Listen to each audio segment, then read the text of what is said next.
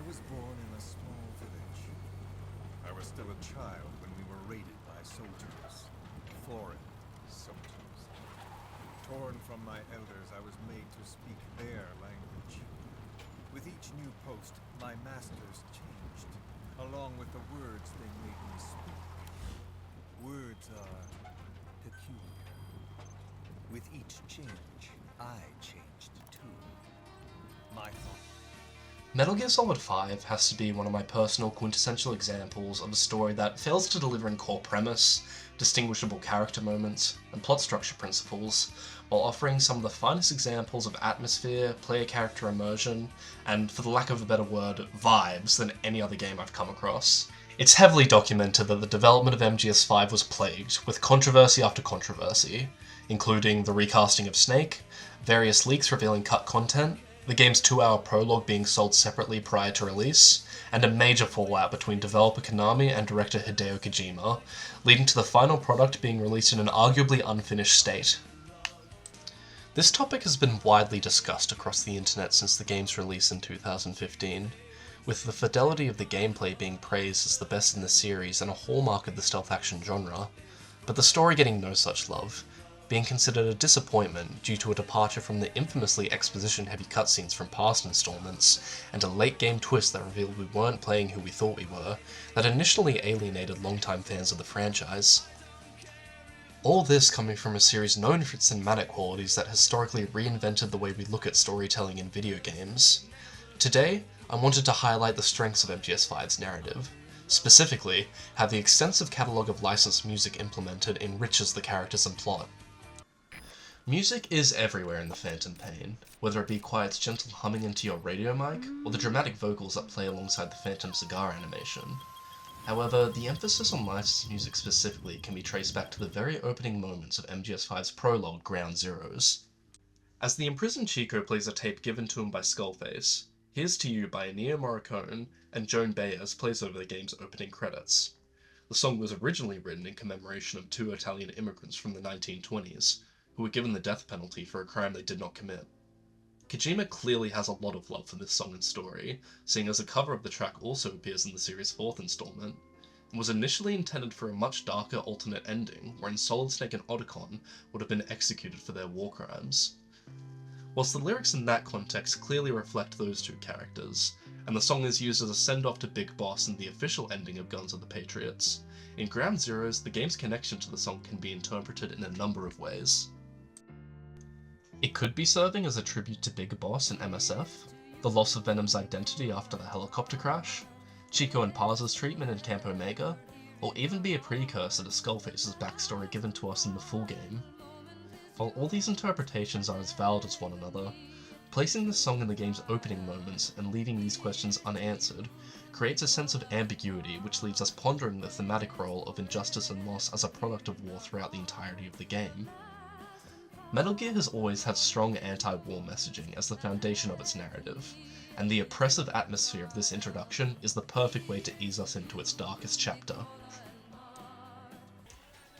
Another small implementation of the music I really enjoy is the cassette tape collectibles scattered across the game's 2 maps. It really makes me feel like Venom Snake to stop in my tracks upon hearing the sound of an 80s classic playing in the distance, and locating it to add to my iDroid catalogue. It's one thing to haphazardly slap a bunch of popular licensed music into a project to broaden its appeal, but diegetic music such as this has such potential to really cement a story in a certain time and place. And above being a great and unique selection of 80s music with everything from The Cure to Joy Division being featured, the songs used throughout MGS5 firmly plant our feet in the story's setting and culture. Now onto what this video is really about. Special love absolutely has to be given to the inclusion of Midge Urne's cover of David Bowie's The Man Who Sold the World, and particularly the way it informs the character of Venom Snake. For those uninitiated, it's revealed in the final chapter of The Phantom Pain that we've been playing as Big Boss's body double the entire time, a former MSF soldier, and the medic who was another victim of the helicopter crash at the end of Ground Zeroes. This reveal didn't receive the warmest reception from fans, who were anticipating seeing the original Snake's descent into villainy referenced throughout the series. Instead, Kojima wanted to challenge the preconceived notion we had of Big Boss, and highlight the player's role in establishing his legacy. Venom is essentially a metatextual self-insert for the player, being someone who's witnessed the events of the previous games and has been thrust into the position of the world's greatest soldier, his former leader and the man he looks up to. This isn't dissimilar to the way that we adopt that identity by picking up a controller and playing the games. We even give Venom our own face, name, and birthday. He transcends the idea of being a he's literally me character. The psychological implications of having someone's identity stripped away from them and having it be replaced by another is explored in bits and pieces throughout the game. The Parside mission in particular highlighting Venom's ineffable guilt in being unable to save her, and Mission 43 being where he finally snaps, being forced to gun down droves of his own men to prevent them spreading the vocal cord parasite, before finally learning the truth and embracing his identity as Big Boss. Which finally brings us back to The Man Who Sold the World, which is by far the most emphasized song throughout The Phantom Pain. As the game opens, we see a glimpse of a cassette with the song's title, before hearing Midge Urne's 1982 cover against the game's opening credits. Bowie's original song features very evocative lyrics that toy with the concept of split personalities and the internal struggle of self-perception. He describes himself seemingly travelling through a Lovecraftian wasteland where he comes face to face with an alter ego of sorts, a version of himself thought to be locked away in his subconscious. The song's title seems to be referring to deceiving public perception in selling the world a lie in order to play God or cheat death. In the original's case, being the man who sold the world seems to be in reference to the nature of celebrity and the way an individual's intentions can be contorted when they're perceived on such a massive scale. But in the game's context, the message extends to beyond the idea of celebrity and invites us to apply this notion to the way we rally behind charismatic figureheads, such as Big Boss, to find meaning in times of war. Including Bowie's original recording would have been enough, but choosing this contemporary cover of the song not only contextualizes it in terms of time period, but also adds a whole other layer of foreshadowing and driving home the notion of doppelgangers and split personalities, tipping us off early on that we are not the original Snake. This cover also just complements the atmosphere of the entire game so beautifully, with its dissonant, echoey synth-driven sound. In terms of the song's placement, the imagery really does speak for itself here. Ahab hazily wakes up from his 9-year coma with the track blasting out of his bedside radio, essentially serving as the score to his second conception as Venom Snake. The lyrics of the song take on a literal sense in the dichotomy between himself and Big Boss, the mortal man forgotten by the cause he ultimately died for, and the legendary persona whose name is remembered long after both men are dead.